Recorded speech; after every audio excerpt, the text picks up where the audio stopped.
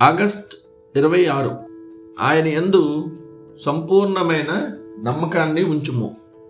సజీవుడైన క్రీస్తును పట్టుకోవడాన్ని విడిచిపెట్టి నీలో ఉన్న దేనిపైనైనా, అనగా నీ సొంత భక్తి లేదా క్రియలపై ఆధారపడితే నీవు క్రీస్తునందు నూతన సృష్టివి కావు.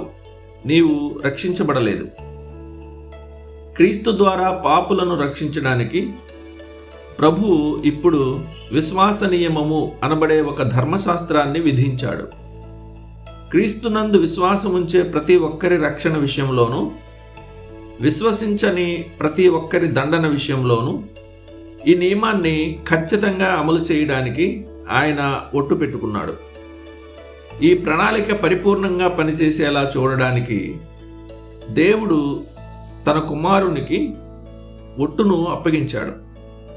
విమోచనను సాధించడానికి ఆయనను ప్రధాన యాజకునిగాను, విజయం లేదా శిక్షావిధి తీర్పు తీర్చే ఆ గొప్ప దినాన తీర్పును ప్రకటించే న్యాయాధిపతిగా ఆయనను నమ్మాడు. కాబట్టి సర్వోన్నతుడైన దేవుని కుమారుడైన క్రీస్తునందు ఒకే వ్యక్తిలో దేవుడుగాను మనుషుడుగాను ఉండి సర్వలోక పాపం కొరకు ప్రాయశ్చిత్త బలిగా తన ప్రాణాన్ని అర్పించిన ఆయన యందు సంపూర్ణ నమ్మకాన్ని ఉంచకుండా నిన్ను ఏది పక్కకు లాగకుండా చూసుకో. ఇప్పుడు ఆయన తన రక్తాన్ని మూల్యంగా అర్పిస్తున్నాడు. క్షమాపణ, సమాధానం కొరకు దానిని నీవు విశ్వాసమనే చేతితో పట్టుకుని తండ్రి వద్దకు తీసుకెళ్లవచ్చు.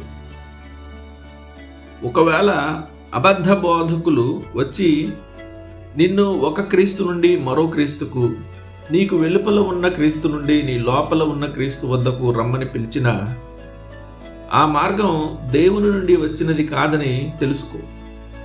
పరిశుద్ధులుగా పేరుగాంచిన ఈ బోధకుల నోళ్లు లేఖనాలను ఉదహరించవచ్చు, కానీ వారి ప్రణాళిక ఎంత తెలివైనదో అంత ప్రమాదకరమైనది.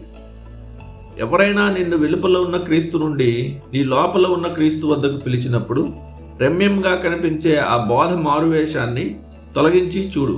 స్పష్టమైన భాషలో చెప్పాలంటే క్రీస్తు నీతిని, అనగా నీవు నీతిమంతుడిగా తీర్చబడడానికి విశ్వాసం ద్వారా నీతిగా చేయబడిన ఆయన స్వచ్ఛమైన నిష్పక్షపాత కార్యాన్ని నమ్మడం నుండి నీలోని ఆత్మకార్యంగా చెప్పుకునే దానిని, అనగా నీ స్వంత అనుభవాన్ని నమ్మేలా ఆ అబద్ధ బోధకులు నిన్ను మళ్లిస్తారు. నీలో ఉన్న దేనిపైనైనా ఆధారపడడానికి, అది ఏదైనా సృష్టి, చివరకు నీలోని నూతన సృష్టి అయినా సరే, దానిపై ఆధారపడడానికి నీవు సజీవుడైన క్రీస్తును పట్టుకోవడాన్ని విడిచిపెడితే నీవు రక్షించబడిన వాడవు కావు. ఒక అబద్ధాన్ని నమ్మడానికి నీ మనస్సాక్షి ఇప్పటికే లొంగిపోతే తప్ప ఈ నూతన సృష్టి అనేది కేవలం ఎంతో మురికి, అపరిపూర్ణతల మధ్య చుట్టబడిన ఒక చిన్న బంగారు పొర మాత్రమేనని నీవు గ్రహించగలవు. శుద్ధీకరించే సమాధి అనే కుండలో నీవు ఉంచబడే వరకు ఈ బాహ్య మాలిన్యాలు ఎన్నడూ పూర్తిగా పవిత్రం చేయబడవు.